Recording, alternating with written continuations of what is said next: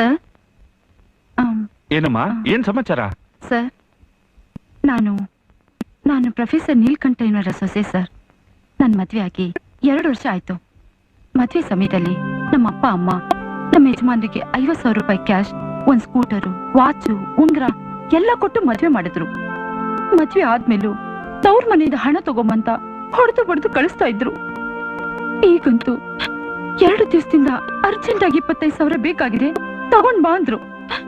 ಅಷ್ಟೊಂದು ಹಣ ನಮ್ಮ ಅಪ್ಪನ ಹತ್ರ ಇಲ್ಲ. ಈ ಸಲ ನಾನು ಹಣ ತರೋಲ್ಲ ಅಂದಿದ್ದಕ್ಕೆ ತುಂಬಾ ಹಿಂಸೆ ಕೊಡ್ತಿದ್ದಾರೆ ಸರ್. ಅದಕ್ಕೆ ಧೈರ್ಯ ಮಾಡಿ ನಿಮ್ಮ ಹತ್ರ ಕಂಪ್ಲೇಂಟ್ ಕೊಡಕ್ ಬಂದೆ. Please please help me sir. ಖಂಡಿತವಾಗ್ಲೂ ಹೆಲ್ಪ್ ಮಾಡ್ತೀನಿ. ಮದ್ವೆ ಟೈಮಲ್ಲಿ ಹಣ ಕೊಟ್ಟಿದ್ರಾ? ಹೌದು ಸರ್.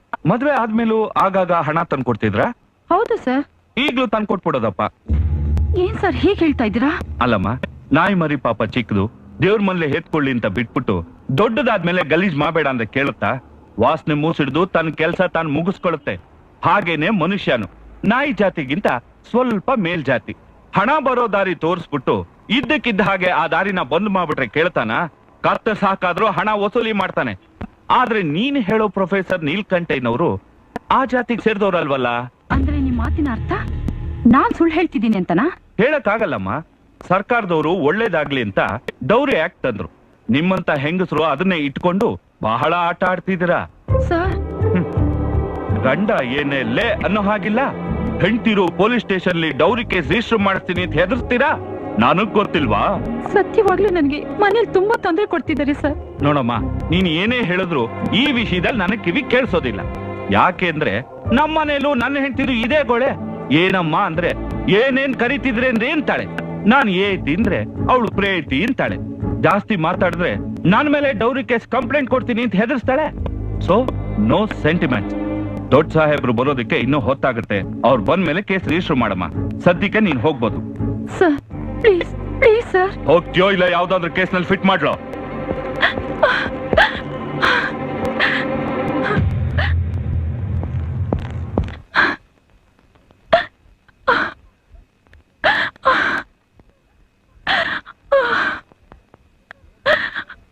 ಏನಮ್ಮ ಅವ್ರೆ, ಬೆಳಗ್ಗೆ ಹೋದವ್ರು ಈಗ ಬರ್ತಿದಿರಲ್ಲ, ತಂದ್ರ ದುಡ್ಡನ್ನ? ನಮ್ ತಂದೆ ತುಂಬಾ ಕಷ್ಟದಲ್ಲಿದ್ದಾರೆ. ಅವ್ರ ಹತ್ರ 1 ಪೈಸೆನೂ ಇಲ್ಲ. ಇಲ್ಲ ಅಂದ್ರೆ ಬಿಟ್ಟಿ ಊಟ ಹಾಕೋಕೆ ನಾನೇನಿಲ್ಲಿ ತೋಡ್ ತಪ್ಪನ್ ಛತ್ರ ನಡೆಸ್ತಿಲ್ಲ ಕಣೆ. ಮದ್ವೆ ಟೈಮಲ್ಲೂ ದುಡ್ಡು ಇಸ್ಕೊಂಡ್ರಿ, ಈಗಲೂ ದುಡ್ಡು ಬೇಕು ಅಂದ್ರೆ ನಮ್ಮಪ್ಪ ಎಲ್ಲಿಂದ ತರ್ತಾರೆ? ಅದು ಅವ್ನ ಹಣೆ ಬರ ಹಾಕಣೆ. ನನಗೆ 25,000 ರೂಪಾಯಿ ಬೇಕು ಅಂದ್ರೆ ಬೇಕೇ ಬೇಕು. ನೀವು ಅತ್ತೆ ಮಾವನ್ ತರ ದುಡ್ಡು ದುಡ್ಡು ಅಂತೀರಲ್ಲ, ಅವ್ರ ಮಾತು ಕೇಳೋ ಹಾಗೆ ನನ್ ಮಾತು ಸ್ವಲ್ಪ ಕೇಳ್ರಿ. ಕೇಳ್ತಾ ಇದ್ದೆ, ಆದ್ರೆ ಏನ್ ಮಾಡ್ಲಿ, ದೊಡ್ಡವರು ಮಾತೃ ದೇವೋಭವ ಪಿತೃ ದೇವೋಭವ ಅಂತ ಪ್ರಿಂಟ್ ಹಾಕಿದ್ದಾರೆ. ಅದಕ್ಕೆ ನಾನು ಅವ್ರನ್ನ ಪೂಜಿಸ್ತೀನಿ, ಅವ್ರ ಮಾತಿಗೆ ಬೆಲೆ ಕೊಡ್ತೀನಿ. ಪತ್ನಿ ದೇವೋಭವ ಅಂತ ಏನಾದ್ರೂ ಇದ್ದಿದ್ರೆ ನಿನಗೂ ನಾನು ಅದೇ ಬೆಲೆ ಕೊಡ್ತಿದ್ದೆ ಚಿನ್ನ. ಲೋ ಕುಮಾರ, ತಗೊಂಡು ಹೋಗಿ ಚಿನ್ನ ಅಂತಿದ್ಯಲ್ಲೋ. ಮುಚ್ಚೆ ಬಾಯಿ. ಇದು ಸಭ್ಯಸ್ಥರು ವಾಸ ಮಾಡ್ತಿರೋ ಜಾಗ. ತೊಟ್ಟಿಗ್ ಪಿಟಿಕ್ ಕಾಣ್ಬಾರ್ದು. ನೀನಿದ್ದೀಯೋ ಇಲ್ಲೋ ಅಂತ ಯಾರಿಗೂ ಗೊತ್ತಾಗ್ಬಾರ್ದು. Correct daddy.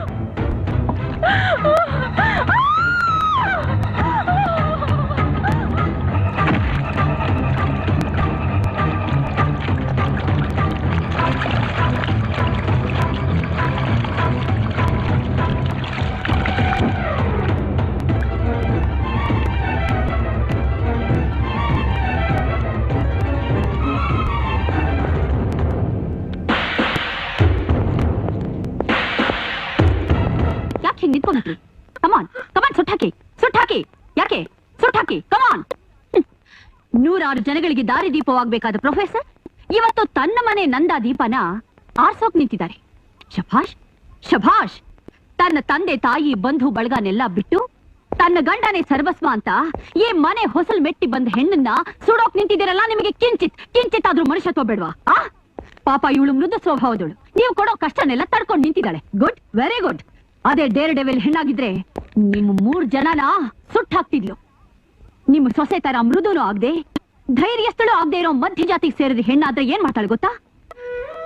ಗಂಡನ ಜೊತೆಲಿ ಬಾಳೋಕಾಗ್ದೆ, ತಂದೆ ತಾಯಿಗೆ ಮುಖ ತೋರ್ಸೋಕಾಗ್ದೆ ಯಾವ ಲೆಕ್ಕದಲ್ಲಿ ನೀವು ಇವನಿಗೆ ವರದಕ್ಷಿಣೆ ತಗೊಂಡ್ರಿ?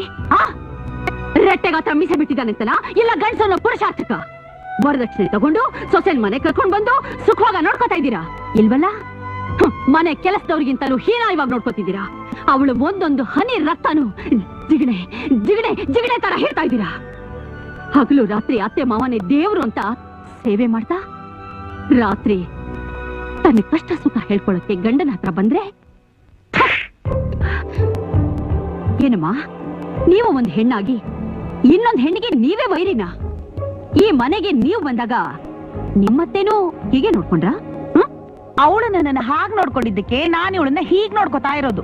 ಓಹೋ ವಂಶಾವಳಿ ನನಗೇನೋ ನಿಮ್ಮತ್ತೆ ಹೇಳ್ ತಿಂತಿದ್ಲು ಅನ್ಸುತ್ತೆ. ನೀವುನು ಆಫೀಸರ್ ಅಬ್ಬಬ್ಬಬ್ಬ ತಾಯಿ ಬಗ್ಗೆ ಏನು ಗೌರವ ಎಷ್ಟೊಂದು ಮರ್ಯಾದೆ ಇರ್ಬೇಕಾದ್ದೆ. ಎಸ್ ನಿನ್ನನ್ನೇ ಸರ್ವಸ್ವ ಅಂತ ತಿಳ್ಕೊಂಡಿರೋ ನಿನ್ನ ಹೆಂಡತಿಗೂ ಅದೇ ಗೌರವ ಕೊಡಬೇಕು ಅಂತ ನಿನಗೆ ಗೊತ್ತಿಲ್ಲ? ಮಿಸ್ಟರ್ ಶಶಿ. Yes madam. ನೋಡಿದ್ರಾ ಪೊಲೀಸ್ ಆದ ನಾವು ಸ್ವಲ್ಪ ಏಮಾರಿದ್ರು ಎಂಥ ಅನಾಹುತ ಆಗುತ್ತೆ ಅಂತ ಗೊತ್ತಾಯ್ತಾ? Sorry madam. Take them to custody. ಏನಿದು? ಏನು? ನಾನ್ ನಿಮ್ಮನ್ನೇ ಕೇಳ್ತಾ ಇರೋದು ಏನಿದು ಅಂತ. ಲೈಸೆನ್ಸ್ ಶಾಂಕ್ಷನ್ ಮಾಡಿರೋ ಫೈಲು. ಯಾರು ಮಾಡಿದ್ದು? ನಾನೇ ದೇವ್ರು. ಹೇಳೋಕ್ ನಾಚಿಕೆ ಆಗಲ್ಲ? ಬೇರೆಯವ್ರ ಖಾತೆಯಲ್ಲಿ ಕೈ ಹಾಕೋ ಅಧಿಕಾರ ನಿಮ್ಗೇನ್ರಿ ಇದೆ? ಎಕ್ಸ್ಕ್ಯೂಸ್ ಮೀ, ನಾನು ಈ ರಾಜ್ಯದ ಉಪಮುಖ್ಯಮಂತ್ರಿ. ಬೆಂಕಿ ಬಿತ್ತು ನಿಮ್ ಮಂತ್ರಿಗಿರಿಗೆ. ಆ ಅಂದ್ರೆ ಓನಕ್ ಬರ್ಲಾ, ಓ ಅಂದ್ರೆ ಟೋನಕ್ ಬರ್ಲಾ. ನೀವೆಲ್ಲ ಈ ರಾಜ್ಯದ ಮಂತ್ರಿಗಳು. ಕೇವಲ ಒಂದ್ ಖಾತೆ ಇಟ್ಕೊಂಡೆ ಇಷ್ಟೊಂದು ಆಟ ಆಡ್ತಾ ಇದ್ದೀರಲ್ಲ. ಇನ್ನೇನಾದ್ರೂ 4-5 ಖಾತೆ ನಿಮ್ ಕೈಲಿದ್ದಿದ್ರೆ ಇದ್ದಿದ್ರೆ ರಾಗಿ ಮುದ್ದೆ ಸಿಎಂ ತರ ನಿಮ್ ಕೈಗೆ ರಾಗಿ ಮುದ್ದೆನ ಕೊಟ್ಬಿಟ್ಟು ರಾಜ್ಯದ ಸಿಎಂ ಗಿರಿಯಿಂದ ಸೀದಾ ಡೆಲ್ಲಿ PM ಗಿರಿಗೆ ಏಣಿ ಹಾಕೊಂಡು ಹತ್ ಬಿಡ್ತಿದ್ದೆ. ಓಕೆ? ಹಾಗತ್ತೋ ನಿಮ್ಮಂತವ್ರನ್ನ ಇಳಿಸೋ ಜನನು ಇಲ್ಲಿದ್ದಾರೆ ಅನ್ನೋದನ್ನ ಮರಿಬೇಡಿ. ರಾಜಕೀಯದಲ್ಲಿ ಹಾವು ಏಣಿ ಆಟ ಇದ್ದಿದ್ದೇ ದೇವ್ರು. Deputy CM wife and husband ಇದ್ದಂಗೆ. ಅವರಿಬ್ಬರ ಮಧ್ಯೆ ಏನಾದ್ರೂ ಮಿಸ್ಅಂಡರ್ಸ್ಟ್ಯಾಂಡಿಂಗ್ಸ್ ಬಂತು ಅನ್ನು ಆಪೋಸಿಷನ್ ಅನ್ನು ಸೂಳೆ ಪೊಸಿಷನ್ ಬಂದ್ಬಿಡ್ತಾಳೆ. ಅದಾಗೋದಕ್ಕಿಂತ ಮುಂಚೆ ನಮಗೂ ಏನಾದ್ರೂ ಸ್ವಲ್ಪ ಮಾಡ್ಕೊಳ್ಳೋದಕ್ ಬಿಡಯ್ಯ. ಬಿಡ್ತೀನಿ. ನಿಮ್ಮನ್ನೆಲ್ ಬಿಡ್ಬೇಕೋ ಅಲ್ಲೇ ಬಿಡ್ತೀನಿ. ಸಿಎಂ ಸಾಹೇಬ್ರೆ, ಪೂಜೆ ಮಾಡ್ಲಿ ಮಾಡದೇ ಇರ್ಲಿ, ಹಸು ಹಾಲು ಕೊಟ್ಟೆ ಕೊಡುತ್ತೆ. ಹಾಲು ಉಯ್ಲಿ ಉಯ್ದೇ ಇರ್ಲಿ, ಹಾವು ವಿಷ ಕಕ್ಕೇ ಕಕ್ಕತ್ತೆ. ಈ ಕೃಷ್ಣಪ್ಪ ರೆಡ್ಡಿನ ಎದುರಾಕೊಂಡವನು ಯಾವನೇ ಆಗ್ಲಿ ಈ ಸಿಎಂ ಸೀಟ್ಲಿ ಹೆಚ್ಚು ದಿನ ಪ್ಲೀಸ್ ನೀವು ನಿಮ್ ರಾಜೀನಾಮೆನ ರೆಡಿ ಮಾಡ್ಕೊಳ್ಳಿ. Shut up and get out I say. ಓಹೋ ಇಂಗ್ಲಿಷಾ? ಓಕೆ. ಇವತ್ ನಾನು ಗೆಟ್ ಔಟ್, ಆಮೇಲೆ ನೀನು ಗೆಟ್ ಔಟ್ ಔಟ್. ಜೈ ಹಿಂದ್. ಸಾರೆ ಜಹಾಂ ಸೆ ಅಚ್ಚಾ ಹಿಂದೂ ಸಿತಾ ಹಮಾರ ಹಮಾರ. ನಾನ್ ಬಡ್ಕೊಂಡೆ ರಾಜಕೀಯದವರು ಬಣ್ಣ ಬದಲಾಯಿಸೋ ಗೋಸುಂಬೆ ತರ ಅಂತ. ಅವ್ರಿಗೆ ಅವ್ರಂಗೆ, ಇವ್ರಿಗೆ ಇವ್ರಂಗೆ, ನಮ್ಗೆ ನಮ್ಮಂಗೆ ಅಂತ ಕೇಳಿದ್ರ ನನ್ನ ಮಾತ್ನ? ನೀವು ಸ್ಯಾಂಕ್ಷನ್ ಮಾಡದಲ್ಲ ಲೈಸೆನ್ಸ್ ಅನ್ನ, ನಿಮ್ ಎದುರಿಗೆ ಕ್ಯಾನ್ಸಲ್ ಮಾಡಿದಾನೆ ಅಂದ್ರೆ ನಿಜವಾಗ್ಲೂ ಆ ಸಿಎಂ ತಾಯಿ ಹುಡ್ದವನೇ ಅವನು. ಏಯ್, ನಾವೆಲ್ಲ ಏನ್ ನಾಯಿ ಗುಡ್ತೋರ? ಎಗರ್ಸಿ ಎದೆಗೊದ್ದವನ್ ಕೈಲೇ ಕಾಲೊತ್ತಿಸ್ಕೊಳ್ಳೋ ನನ್ನ ಮಗ ನಾನು. ಸುಲ್ತಾನ್ಗೆ ಫೋನ್ ಹಚ್ಚು. ನನ್ ಕೊಲ್ಬೇಡ, ನನ್ ಕೊಲ್ಬೇಡ, ಬೇಡ, ನನ್ಗೆ ನಿಮ್ಗೆ ಏನ್ ಬೇಡ, ನಾನೇ ತಪ್ಪು ಮಾಡಿದೀನಿ, ನನ್ ಕೊಲ್ಬೇಡ.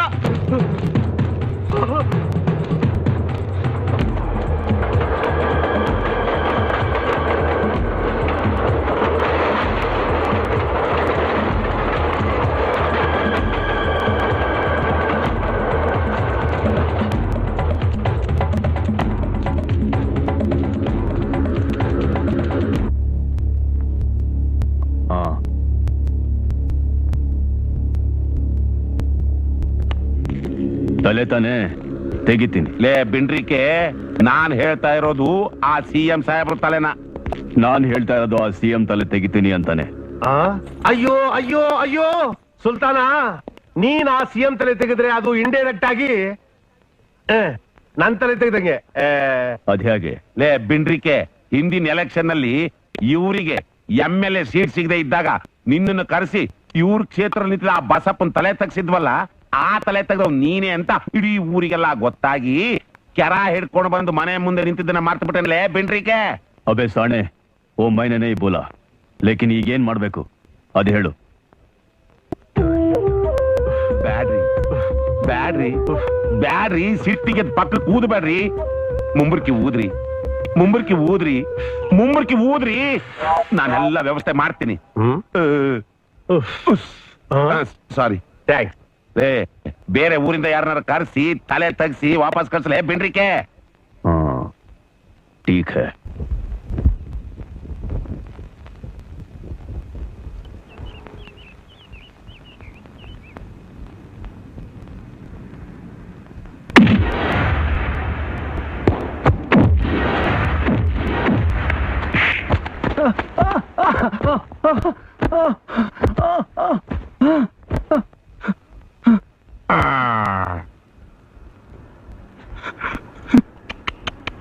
ಅಯ್ಯೋ ಅಯ್ಯೋ ಅಯ್ಯೋ ಅಯ್ಯೋ ಅಯ್ಯೋ ಪಾಪ, ಎಂತ ಅನ್ಯಾಯ. ಏಟ್ ಬಿಟ್ಟ ಏನಿದೆಲ್ಲ ರಾವಣ ರಾಜ್ಯ. ರಾಮ ರಾಜ್ಯ ಶುರು ಮಾಡ್ಬೇಕು ಅಂತ ಪ್ರಾರಂಭ ಮಾಡಿದ್ವಿ, ಅದಕ್ಕೆ ನೀವು ಅವಕಾಶ ಕೊಡ್ಲಿಲ್ಲ, ಅದಕ್ಕೆ ರಾವಣ ರಾಜ್ಯ ಪ್ರಾರಂಭ ಮಾಡ್ತಾ ಇದ್ದೀವಿ. ಈಗಲೂ ಕೈ ಎತ್ತದೆ ಕೈ ಮುಗ್ದು ಕೇಳ್ಕೊತಾ ಇದ್ದೀನಿ, ಅದ್ ಸ್ಕೂಲ್ ಜಾಗನ ದಯವಿಟ್ಟು ನಮಗೆ ಬಿಟ್ಕೊಟ್ಬಿಡು. ಬಿಟ್ಕೊಡೋ ಅಂದ ತಕ್ಷಣ ಬಿಟ್ಕೊಡೋದಕ್ಕೆ ಅದೇ ನಮ್ಮ ಅಪ್ಪ ಹಾಕಿದ ಆಲದ ಮರ ಅಲ್ಲ. ಕೃಷ್ಣರಾಜ ಒಡೆಯರು ಹುಡುಗರಿ ಪಾಠಶಾಲೆ ಮಾಡ್ಬೇಕು ಅಂತ ದಾನ ಕೊಟ್ಟಿರೋ ಜಾಗ. ಅವ್ರಿಗೆ ಕೊಡೋ ಅಧಿಕಾರ ಇತ್ತು, ಕೊಟ್ಟಿದ್ದಾರೆ. ಅದನ್ನ ಕಿತ್ಕೊಳ್ಳೋ ಅಧಿಕಾರ ಸರ್ಕಾರಕ್ಕಿದೆ, ಕಿತ್ಕೋತೀವಿ. ಈ ಮಾತನ್ನ ಸರ್ಕಾರದವರೇ ಬಂದು ಹೇಳಿ, ಆಮೇಲೆ ನೋಡೋಣ. ಸರ್ಕಾರ ಸರ್ಕಾರದ ಸರ್ವಾಧಿಕಾರಿ ಅಂತ ಕರೆಸ್ಕೊಳ್ತಾ, ಬಡವರ ಪಾಲಿಗೆ ಅನ್ನದಾತ ಅಂತ ಹೊಗಳಿಸ್ಕೊಳ್ತಾ, ರಾಜ್ಯದ ಪ್ರತಿಯೊಂದು ಪ್ರಜೆಯನ್ನು ಒಂದಲ್ಲ ಒಂದು ರೀತಿಯಲ್ಲಿ ಕಪಿಮುಷ್ಟಿಯಲ್ಲಿ ಹಿಡ್ಕೊಂಡು ಮೆರಿತಾ ಇರೋ ನಮ್ಮಂತ ಬಡ್ಡಿ ಬಂಡವಾಳ ಶಾಹಿಗಳು ಕೂಡ ಒಂದಲ್ಲ ಒಂದು ರೀತಿ ಸರ್ಕಾರನೇ. ಲೋ ಬಡ್ಡಿ ಮಕ್ಳ, ಆ ಮಕ್ಳ ಆರದ್ ನೋಡಿದ್ರೆ ನನಗೆ ತುಂಬಾ ಖುಷಿ ಆಗುತ್ತೆ. ಆಶ್ರ ಅಯ್ಯೋ ನಿಮ್ದಮ್ಮಯ್ಯ ಅಂತೀನಿ, ಕೈ ಮುಗಿತೀನಿ, ದಯವಿಟ್ಟು. ಅಯ್ಯೋ ಅಯ್ಯೋ ಅಯ್ಯೋ, ನನ್ನ ಕೈ ಹಿಡ್ಕೊಳ್ಳಬೇಡಿ, ಕೈ ಮುಗಿಲಬೇಡಿ. ಇದೇ ಕೆಲಸನ ಸೀದಾ ಹೋಗಿ ಬಸ್ ಸ್ಟ್ಯಾಂಡ್ ನಲ್ಲೋ ರೈಲ್ವೆ ಸ್ಟೇಷನ್ ನಲ್ಲೋ ಒಡ್ಡಿದ್ರೆ ಹೊಟ್ಟೆನೂ ತುಂಬುತ್ತೆ, ಭಿಕ್ಷೆನೂ ಸಿಗುತ್ತೆ. ಬಿಡಪ್ಪ, ಕೈ ಬಿಡಪ್ಪ.